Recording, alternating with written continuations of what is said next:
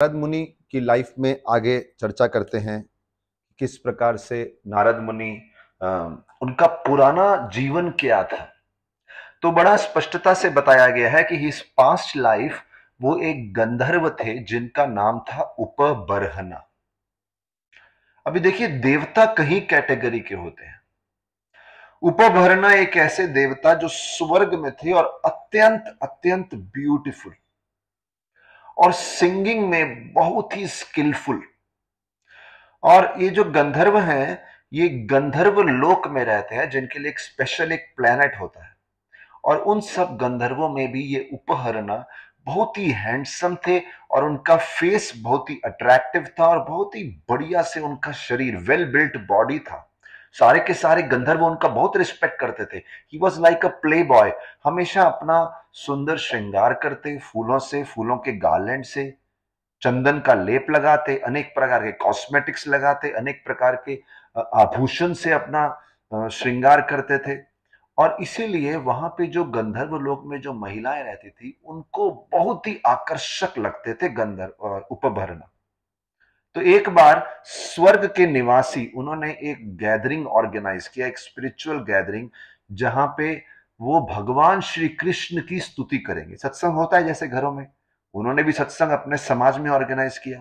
बहुत सारे देवता, उसमें गंधर्व भी आए, अप्सरा भी आए, और सबको इनविटेशन था इस सत्संग में आने का, क्योंकि सत्संग में सबको इनविटेशन। सत्संग में भेदभाव नहीं होना चाहिए, ये जाति आएगी, वो जाति आएगी, सबके लिए है कृष्ण सत्संग। तो उपभरणा भी आए।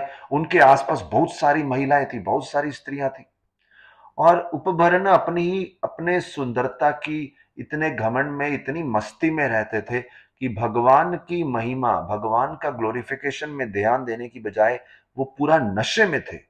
और यहां तक कि नशे में कुछ ऐसे गाने गाने लगे, मंडेन सॉन्ग्स, जो कि सत्संग में शोभा नहीं देते। अभी हुआ क्या, उत्सव के जितने भी सदस्य थे वो बहुत ही अपसेट हो गए। बोले ये क्या है, बहुत ही इनअप्रोप्रिएट कंडक्ट है। और प्रजापति, उधर एक प्रजापतियों का ग्रुप था जिनका जिम्मेदारी था कि पूरे ब्रह्मांड के, they used to oversee the affairs of the universe. उन्होंने कर्ज कर दिया उपभरणा को। और कर्ज क्या कर दिया, बोले you need to be punished for your misbehaviour. तो सत्संग में जाते हैं तो आपका बिहेवियर उत्तम होना चाहिए। और सत्संग में जाके बिहेवियर उत्तम, व्यवहार उत्तम नहीं रहेगा, काफी लोगों को आप दुखी करेंगे। और क्या क्या उन्होंने श्राप दिया, बोले आप एक नीच जाति के, एक लो क्लास व्यक्ति बन जाओ, डिवॉइड ऑफ ऑल ब्यूटी। कुछ भी आपका सौंदर्य आपके साथ नहीं रहेगा। आपको घमंड अपने सौंदर्य का है, वो सब सौंदर्य आपसे छिन जाएगा। और इस प्रकार जैसे ही उनको श्राप मिला, उपभरणा पृथ्वी पे आके गिर गए और स्वर्ग छोड़ना पड़ा। अभी देखिए, अलग अलग प्रकार के प्लैनेट्स होते हैं। जैसे हमारी भाषा में बड़े घर होते हैं, छोटे घर होते हैं, कोई सड़क पे रहता है, ऐसे ही प्लैनेट्स में भी स्वर्ग है, पृथ्वी लोक है, उसके नीचे है, उसके नीचे, ऐसे अनेक प्लैनेट्स होते हैं। बोले पृथ्वी पे जाना पड़ेगा आपको। और आपका जो इतना ऊंचा स्थान है एक गंधर्व का, वो छोड़ के आपको दासी पुत्र के रूप में जाना पड़ेगा। तो जन्म नीचा हो गया, स्थान नीचा हो गया, और साथ ही साथ आपका जो सौंदर्य है आप खो बैठेंगे। So he lost all his beauty. ये स्टोरी आती है किस प्रकार से जो दासी पुत्र के बाद अगले जन्म में नारद मुनि बने, लेकिन दासी पुत्र से पहले किस जन्म में थे, उपभरण नामक गंधर्व थे। अच्छा, इसके बाद अगली स्टोरी आती है, जब भी वो दासी पुत्र बन गए तो वहां पे क्या हुआ। बोले वो एक दासी के पुत्र बन गए, और वहां पे दासी का पुत्र मतलब बहुत ही सिंपल, बहुत ही गरीबी का जीवन था। और उसमें विद्या भी प्राप्त नहीं थी। तो सौंदर्य भी नहीं है, जन्म भी नीचा है, धन भी नहीं है, विद्या भी नहीं है। जनरली व्यक्ति को चार चीजों का घमंड होता है। किसी का जन्म बड़े ऊंचे परिवार में हुआ है, किसी का परिवार बहुत धनी है, विद्या में बहुत ऊंचा है, very proud of his scholarship, literacy, बड़ा पंडित है, या फिर सौंदर्य में। लेकिन वो बहुत फॉर्चुनेट थे एक ऐसा अपॉर्चुनिटी प्राप्त करने के लिए, क्योंकि जिस समय वो अपने माँ के घर पे रहते थे माँ के साथ, और माता भी विधवा थी उनकी, वहां पे कुछ ब्राह्मण आ गए भक्ति वेदांत, जैसे हम पहले बता चुके हैं, और नारद मुनि ने उनकी बहुत विनम्र सेवा, नारद मुनि तो नहीं थे उस समय, दासी पुत्र थे, वो बालक ने अपनी माँ की सहायता की कुछ सेवा करने के लिए उन संतों की। और कैसे, तो वो माता अपना पालन पोषण और अपने बच्चे का पालन पोषण करती थी, और उनका कोई रिलेटिव नहीं था दूसरा जिसका सहारा वो ले सके। तो जैसे हमने पहले चर्चा की, वो 4 महीना सेवा करके वो नारद मुनि बन गए, लेकिन बात आती है जब उन्होंने 4 महीना सेवा करी, इतना आशीर्वाद प्राप्त किया, उसके बाद संत तो वहां से चले गए, संतों के जाने के बाद वहां पे क्या हुआ, ये बात समझने वाली है। कुछ समय बाद एक दिन उनकी माता गौ दोहन करने के लिए गई, मिल्किंग द काउ। जंगल था, ऐसा समय था, अंधकार था वहां पे, एक सांप आया और उसने उनकी माता को डस लिया। अभी बोलते हैं वो पुत्र और उनकी मां एक दूसरे के ऊपर पूरी तरह से डिपेंडेंट थे, उनका और कोई आश्रय, कोई शेल्टर नहीं था। हम भी एक दूसरे पे कभी आपस में डिपेंडेंट रहते हैं, कभी किसी वस्तु पे, कभी हम किसी घर पे डिपेंड करते हैं, ये घर हमारा आश्रय है, ये गाड़ी हमारा आश्रय है, ये बैंक बैलेंस हमारा आश्रय है। और जब हमारा शेल्टर हमसे छीन लिया जाए, बड़े दुख की बात होती है। और जब वो शेल्टर छीन लिया जाए, व्यक्ति को समझता नहीं मानो उसके पांव तले जमीन खिसक गई हो। या सिंपल एग्जांपल, कोई एक कारपेट के ऊपर खड़ा है और सडनली वो कारपेट खींच लिया जाए, व्यक्ति बैलेंस लॉस कर जाता है। तो उसी प्रकार से ये दासी पुत्र और इनकी माता एक दूसरे पे डिपेंड करते थे, लेकिन जब उस सांप ने डस लिया, मां की मृत्यु हो गई। वो पुत्र छोटा सा बालक केवल 5 साल का था, उनको कोई आश्रय नहीं था, किसका आश्रय ले, वो तो अकेले हैं। और जब उनका आश्रय नहीं था कि हम आश्रय किसका लें, वो किसके पास जाएं, पूरी तरह से मां के स्नेह पे डिपेंड करते थे। और उनको तो कोई एक्सपीरियंस भी नहीं था कि किसी दूसरे स्थान पे जाए, दूसरे शहर में जाए। He had no experience of different lands और डिफरेंट पीपल। लोगों से कांटेक्ट नहीं था और स्थान का भी कांटेक्ट नहीं था। और वो तो हमेशा मन में ये सोच के बैठे थे, जीवन चलता रहेगा, मेरी मां तो कभी मुझे छोड़ के नहीं जाएगी, हमेशा मां का आश्रय रहेगा, ऐसा हम सोचते रहते हैं। Life is just go blissful like this. और वो मां और बेटा एक स्कूल के आंगन में कहीं तो रहते थे, एक ब्राह्मण स्कूल में।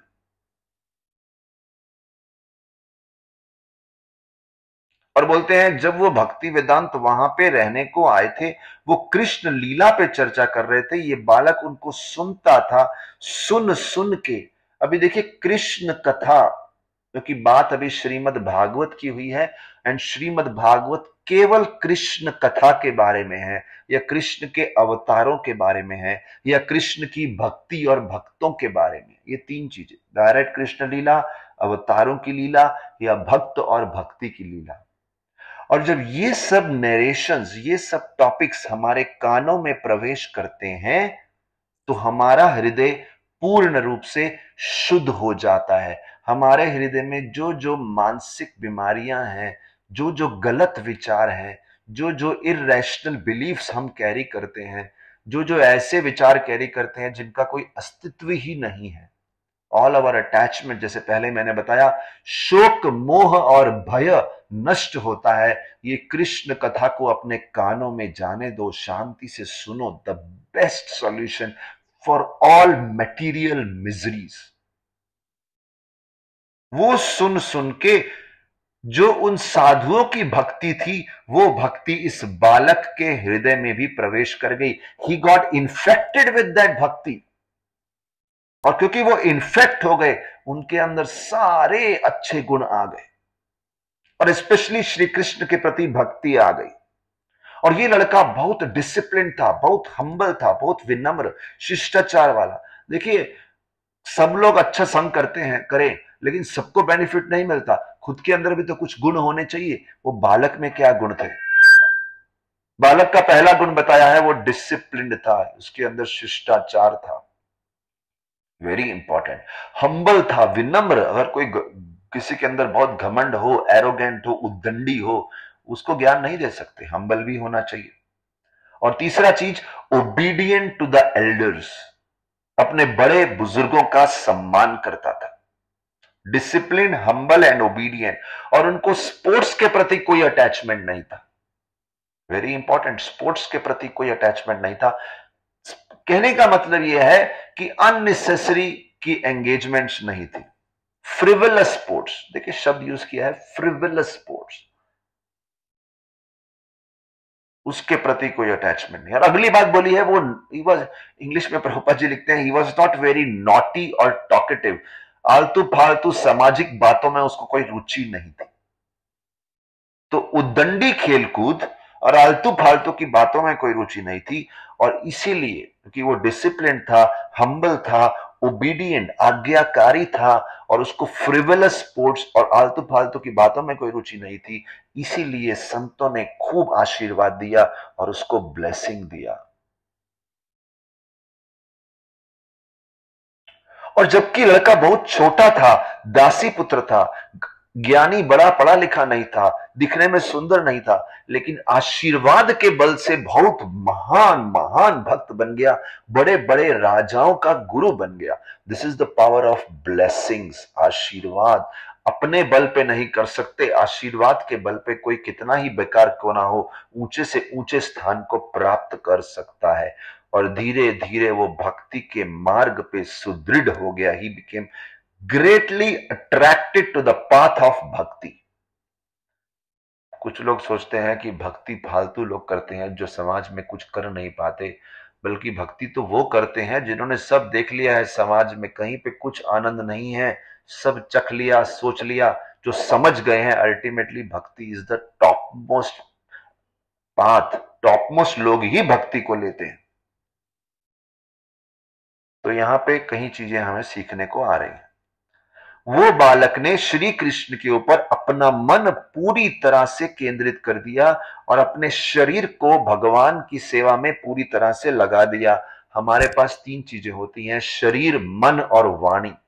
हमें शरीर, मन और वाणी भगवान की सेवा में लगाना है। Body, mind and speech. जैसे जैसे हम भक्तों के संग में आते हैं, अटैच हो जाते हैं, फिर भक्तों का ही मिशन हमारा मिशन होता है। हमेशा सोचते रहते हैं हम कैसे उस मिशन में सहायता करें। माइंड लग गया, वाणी लग गया, हम बात करते हैं इस मिशन के बारे में, इस सेवाओं के बारे में, और शरीर से सेवा करते हैं। तो जैसे कि बताते हैं, वो हमेशा भगवान के भक्तों के सामने और भगवान के सामने सर झुकाते। दैट इज लाइक बॉडी को एंगेज करना। अपने हाथों से जल का मटका उठाते, कानों से भगवान की लीला सुनते, तो हाथ एंगेज हो गए, कान एंगेज हो गए, संलग्न हो गए, शरीर संलग्न हो गया, सर संलग्न हो गया, तो शरीर पूरा सेवा में लग गया। तो शरीर लगा है, मन लगा है, वाणी लगी है, उससे धीरे धीरे क्या हो गया, हृदय के अंदर जो अज्ञानता थी वो धीरे धीरे नष्ट हो गई और कृष्ण भक्ति का ज्ञान उदय हो गया। यहां पे एक और बात बोलना चाहूंगा, कृष्ण को समझना है तो सेवा के माध्यम से समझ सकते हैं, चैलेंज करके नहीं समझ सकते। मुझे अभी भगवान देखने हैं, अरे तेरी औकात क्या है। चैलेंज करके नहीं, आप सेवा करो अपने वरिष्ठों का, गुरुजनों का, अपने से बड़े लोगों का, समाज का, संबंधियों का सेवा करो। विशेष रूप से भक्तों का सेवा करो। भक्तों का सेवा करने से, जैसे मैंने बताया, इन्फेक्शन, जिसकी सेवा करते हैं उसके गुण हम में आ जाते हैं। अगर अच्छे अच्छे भक्तों की सेवा करेंगे, उनके गुण हमारे हृदय में आ जाएंगे। और दूसरा चीज यहां पे बताया गया है सीखने के लिए, इग्नोरेंस, अज्ञानता की तुलना अंधकार से की गई है। Ignorance is like darkness. Krishna सूर्य समा, माया है अंधकार। जहां कृष्ण तहां नहीं, माया रा अधिकार। तो कृष्ण सूर्य के समान है, जब सूरज आता है तो अंधकार चले जाता है। जैसे सूरज के आते ही सारा अंधकार चला जाता है, जैसे जैसे कृष्ण भक्ति का ज्ञान हमारे हृदय में उजागर होता है, जैसे ही उजागर होता है, हमारे अंदर जितनी भी अज्ञानता है, जो दुख देने वाले विचार हम पकड़ के बैठे हैं, दुख देने वाले विचार, खुद को दुख देने वाले, दूसरों को दुख देने वाले।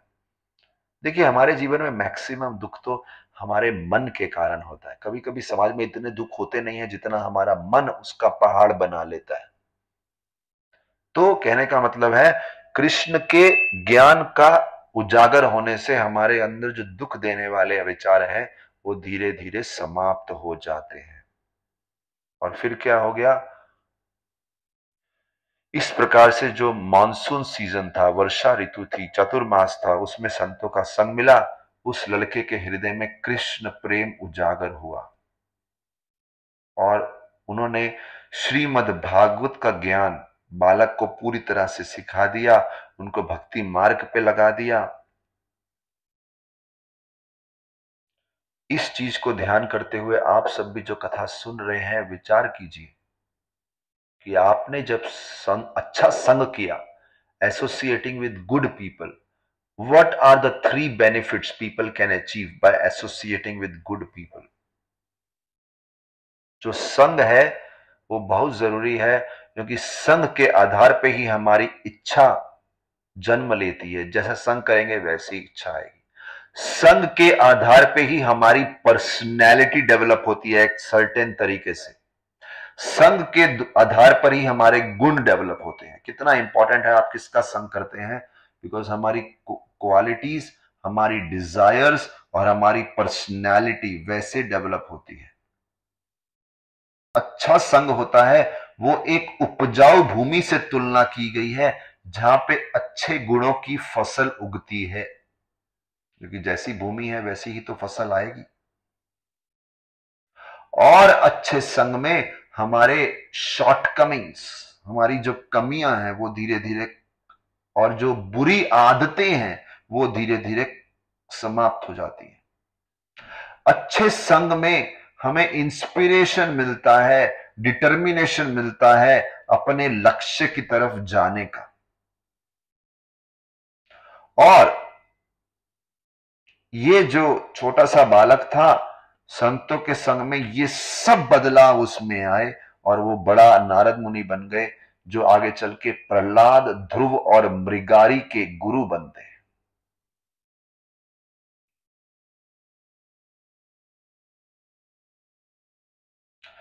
लेकिन हम कथा में थोड़ा बीच में से साइड कथा में आ गए। मेन कथा चल रही थी कि कैसे इनके जाने के बाद इनकी मां का हुआ देहांत।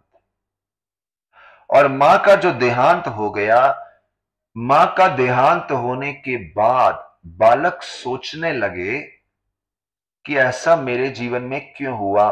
तो बालक ने सोचा इसके पीछे भी भगवान का कुछ कारण होगा। भगवान देख रहे थे कि मैंने इतना सब भागवत का ज्ञान तो सुन लिया, लेकिन अभी भी मैं पूरी तरह से कृष्ण पे डिपेंड होना सीखा नहीं हूं। इसलिए मेरा एक आश्रय था मेरी मां, भगवान ने उसको भी छीन लिया। मैं अपनी मां पे बहुत ज्यादा आश्रित था, लेकिन मां के जाने के बाद अब मैं और किसी को जानता नहीं, कोई स्थान को नहीं जानता, कोई व्यक्ति को नहीं जानता। No land, no people contact. क्या करूं, केवल कृष्ण पे शेल्टर लेना है मुझे, और कोई चारा नहीं है। बहुत सुंदर बात है, नारद मुनि के जीवन में इतना बड़ा संकट आ गया, नारद मुनि ने भगवान को ताने नहीं मारे। नारद मुनि नहीं बोले कि भगवान आपने ऐसा क्यों किया। उन्होंने उसके अंदर भी भगवान का आशीर्वाद देखा। प्रभुपाद जी समझाते हैं, a sincere devotee always sees blessings of the Lord in every situation। अच्छी स्थिति हो, बुरी स्थिति हो, भक्त तो उसके पीछे भगवान का हाथ ही देखता है और कुछ आशीर्वाद देखता है।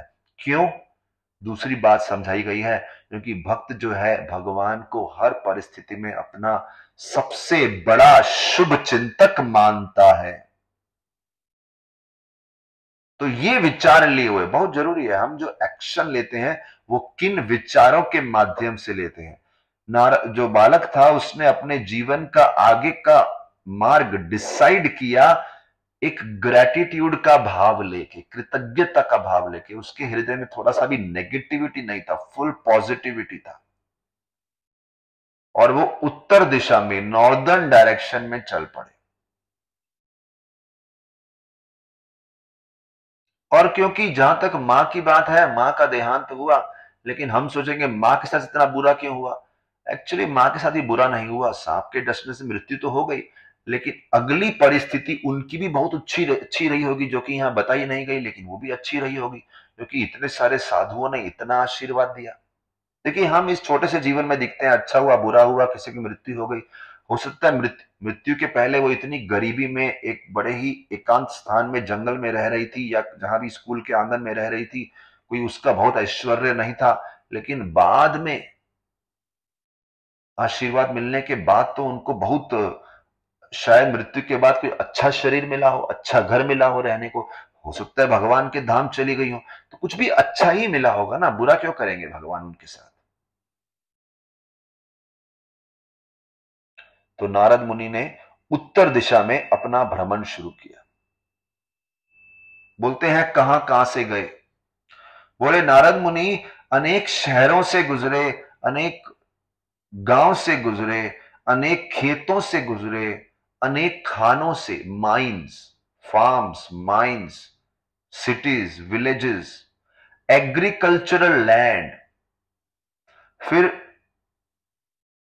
जो खेती होती है वहां से, बगीचों से, जंगलों से, पहाड़ियों से, छोटी पहाड़ियों से, बड़े पहाड़ियों से, अनेक स्थानों का अनुभव किया। See, experiences in life also plays an important role. अलग अलग एक्सपीरियंस हमको मैच्योर बना देते हैं।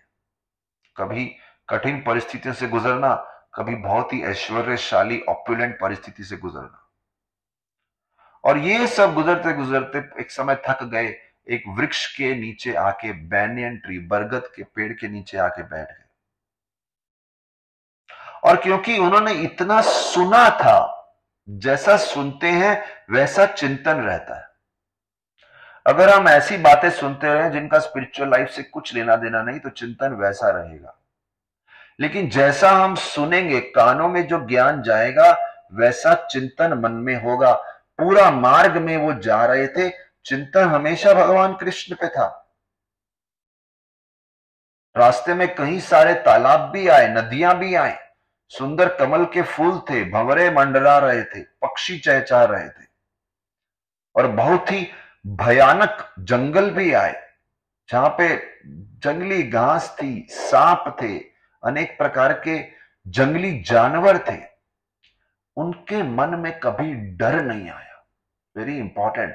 देखिए, उनके मार्ग में अच्छे मार्ग भी आए, कठिन मार्ग भी आए, सुंदर मार्ग भी आए, डरावने मार्ग भी आए, लेकिन उनके मन में कभी डर नहीं आया, क्योंकि वो इतना सुनने के बाद भगवान की महिमा इतनी सुनी थी कि वो कृष्ण पे पूरी तरह डिपेंड हो गए थे। इसलिए बोलते हैं जिसको कंप्लीट फेथ होता है भगवान की कृपा पे, he does not fear any material difficulty. ऐसा व्यक्ति कोई भी भौतिक दुखों से, पीड़ाओं से परेशान नहीं होता। और ऐसा ट्रैवल करते करते करते बहुत थक गए थे, बॉडीली ऑल्सो, मेंटली ऑल्सो, शारीरिक और मानसिक रूप से प्यासे भी थे, भूखे भी थे। तब उन्होंने एक नदी देखी, उस नदी में स्नान किया, जल पिया, और उनकी थकावट चली गई। बरगद के पेड़ के नीचे बैठे और श्री कृष्ण पे बड़े ही प्रेम से ध्यान लगाने लगे। पूरी तरह से उनका मन परमात्मा पे केंद्रित हो गया, फुल्ली फोकस्ड ऑन परमात्मा। परमात्मा भगवान का वो रूप है जो हमारे हृदय में रहते हैं। यहां पे एक शिक्षा मिलती है कि उन्होंने ध्यान कैसे लगाया, जैसे गुरुओं से सुना था। इसलिए व्यक्ति को साधना, ध्यान, योगा कैसे करना चाहिए, जैसे बोनाफाइड गुरु, प्रमाणिक गुरुओं से सुना हो वैसा मेडिटेशन। अपने मन धड़क तरीके से कुछ नहीं बना लेना चाहिए।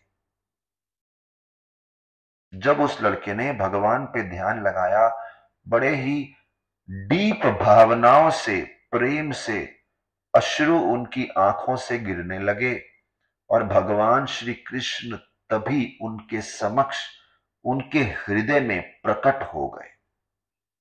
और जैसे ही भगवान के दर्शन उनको हुए, उनको भगवान की शरीर की सुगंध आने लगी, दिव्य शरीर।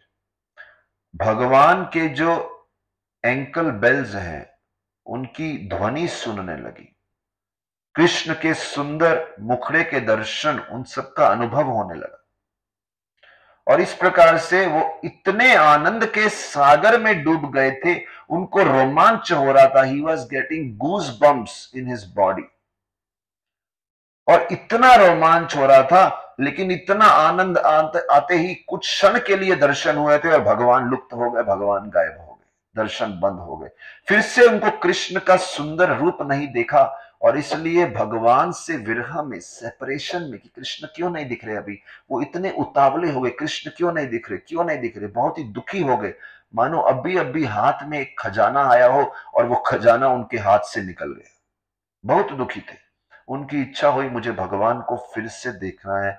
फिर से उन्होंने खूब ध्यान लगाने का कोशिश किया, बहुत ईगरनेस, आतुरता से ध्यान लगाने का कोशिश किया, रिपीटेडली ध्यान लगाने का कोशिश किया। वेरी इंपॉर्टेंट, ईगरनेस भी है, रेपिटेशन भी है, लेकिन फिर भी वो भगवान को नहीं देख पाए और बहुत ही असंतुष्ट, दुखी होके बैठे थे वहां पे कि क्यों अब भगवान नहीं दिख रहे, क्या भगवान किसी बात से नाराज हो गए।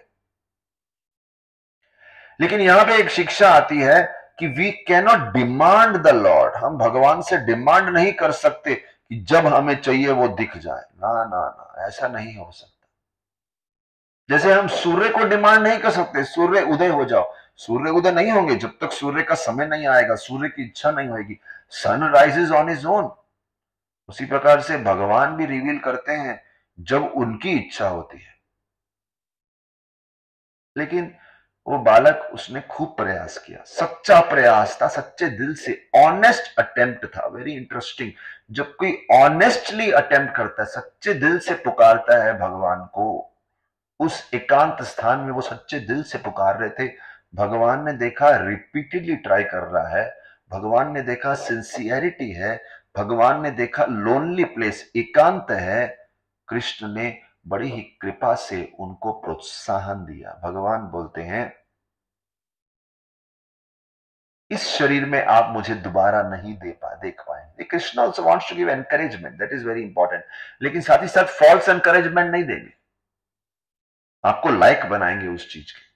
तो कृष्ण ने बोला, उनकी वाणी सुनाई दी, आकाशवाणी, कि तू इस जन्म में नहीं देख पाओगे, देखोगे लेकिन इस जन्म में नहीं। क्यों? दो कारण थे। बोले first of all you are incomplete in service and you still have impurities, अभी भी आपके अंदर कुछ दोष हैं, पूरी तरह से आपका हार्ट प्योर नहीं हुआ है, इम्प्योर है, और you are incomplete in service. फिर वो पूछेंगे, मन में क्वेश्चन आएगा कि फिर आप कुछ क्षण के लिए क्यों दिखे भगवान, कुछ क्षण के लिए क्यों दिखे थे? भगवान बोले बिकॉज, ताकि आपकी इच्छा मुझे प्राप्त करने की और बढ़ जाए, क्योंकि एक बार जो कृष्ण को अनुभव कर लेता है वो बार बार अनुभव करना चाहता है। So your desire to see me should increase more. और बोलते हैं by serving my devotees, Krishna बोलते हैं मेरे भक्तों की सेवा करके, और मेरी सेवा करके कुछ दिनों के लिए भी व्यक्ति के अंदर मेरे प्रति फर्म डिवोशन, सुदृढ़ भक्ति जागृत होती है। और ये सब बता के भगवान बोलना बंद कर दिए। क्या बोले भगवान? अभी आप नहीं देख पाएंगे because you are incomplete in service, आपकी सेवा पूर्ण नहीं है, आपका हृदय शुद्ध नहीं है। कुछ समय का दर्शन दिया था आपकी ईगरनेस को बढ़ाने के लिए, कि एक बार जिसने मेरे को टेस्ट कर लिया, मेरे सौंदर्य को चख लिया, समझ लिया, आस्वादन कर लिया, वो और कुछ में आनंद नहीं ले पाएगा। He wants to see again. और तीसरा बोले सुदृढ़ भक्ति कैसे मिलती है? कुछ दिनों के लिए भी भक्तों की सेवा की जाए, भगवान की सेवा की जाए, it gives you firm devotion. और जब ये सब हो गया उसके बाद वो बालक ने डिसाइड किया, repeatedly chanting the Holi names, उस दिन से वो भगवान के नाम का कीर्तन बार बार करने लगे। और बोलते हैं पूरे विश्व में भ्रमण किए। और उनका एटीट्यूड क्या था? देखिए सर, केवल कोई मुख से नाम जप करे लेकिन उसका एटीट्यूड सही ना हो, मनोवृत्ति जिसे बोलते हैं, मानसिक भाव सही ना हो तो उसे कृष्ण नहीं मिल सकते। तो इनका इनका भाव कैसा था? एक तो वो बहुत हम्बल थे, विनम्र, जिनको अपने लिए सम्मान की कोई आकांक्षा, महत्वाकांक्षा नहीं है। He is not too ambitious to be honoured by others. दूसरा चीज, वो बहुत सेटिस्फाइड थे, जीवन में कुछ मिले ना मिले हमेशा संतुष्ट रहते थे, ये उनकी मनोवृत्ति थी। और अगर किसी को हमसे ज्यादा मिल जाए किसी भी फील्ड में, तो थर्ड क्वालिटी, नॉन एनवियस, किसी से एनवी, जेलसी, देश द्वेष नहीं करते थे। और ये सब गुणों के साथ जो उन्होंने भ्रमण किया, always satisfied, humble, non envious, न मान्यनन्तस्य हत तपपठन गुह्यानि भद्रानि कृतानि च स्मरन्। तो ये प्रकार से गुण दिए गए हैं। और ये करते करते कृष्ण में इतने एब्जॉर्ब हो गए, साथ ही साथ उनके अंदर कौन सा गुण आ गया? डिटैचमेंट का। हर प्रकार के भौतिक क्लेश, मटेरियल इंप्योरिटीज, मटेरियल कंटेमिनेशन से मुक्त हो गए। और ऐसे में उनकी मृत्यु हो गई। और शरीर छोड़ने के बाद उनको जो अगला शरीर मिला वो नारद मुनि नामक विख्यात स्पिरिचुअल बॉडी मिला, बिल्कुल जो भगवान के संगी बनने के लायक है। और इस प्रकार से उनका बन गए नारद। और नारद मतलब जो दूसरों को नारायण देते हैं, नारायण की भक्ति देते हैं, उनका नाम हो गया नारद। उनका जन्म कैसे हुआ नारद के रूप में? बोले जब अगली बार सृष्टि हो रही थी। देखिए सृष्टि बार बार होती है, फिर प्रलय होता है, सृष्टि होती है, प्रलय होता है। जब सृष्टि हो रही थी तो ब्रह्मा जी जब सृष्टि कर रहे थे, ये पुत्र ब्रह्मा जी के मन से उत्पन्न हुए, ब्रह्मा जी के पुत्र के रूप में उत्पन्न हुए। और इसीलिए इनको एक दिव्य शरीर मिला, उनका नाम हो गया नारद मुनि। और भगवान ने स्वयं नारद मुनि को एक वीणा गिफ्ट करी। जब वो वीणा बजाते हुए पूरे, बोले कोई रिस्ट्रिक्शन नहीं है, हमें एक देश से दूसरे देश में जाने के लिए पासपोर्ट वीजा लगता है, उनके लिए कोई रिस्ट्रिक्शन नहीं। अरे देश तो छोड़ो, अलग अलग प्लेनेट पे घूम सकते हैं वो। उनके लिए केवल पासपोर्ट वीजा क्या है, जहां भी जाते हैं वो कृष्ण का नाम गाते रहते हैं, भक्ति के बारे में लोगों को ज्ञान देते रहते हैं। और जैसे ही वो नाम जप करते हैं, श्री कृष्ण हृदय में उस समय प्रकट हो जाते हैं, जैसे कि नारद मुनि स्वयं उनको बुलाए हैं। कृष्ण भी आने के लिए रेडी रहते हैं। नारद मुनि भक्ति के बहुत बड़े अध्यापक हैं, गुरु हैं। जैसे पहले बताया हमने, ध्रुव महाराज के गुरु नारद मुनि, प्रहलाद के गुरु नारद मुनि, प्रियव्रत के गुरु नारद मुनि।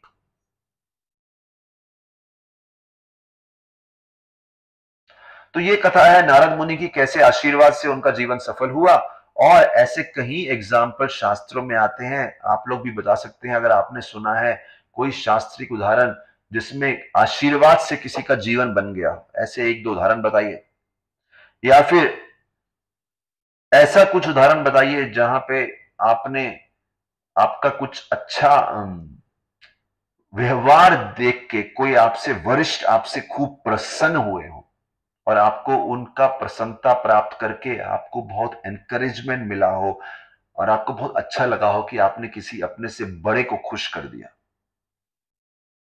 और ये भी कर सकते हैं, अगर आपने नहीं किया तो आप कोशिश कीजिए, आने वाले कुछ दिनों में अपने से वरिष्ठों के लिए कुछ एक स्पेशल सेवा कीजिए, छोटी बड़ी कुछ भी कीजिए, और देखिए कैसा लगता है आशीर्वाद मिलके उनका।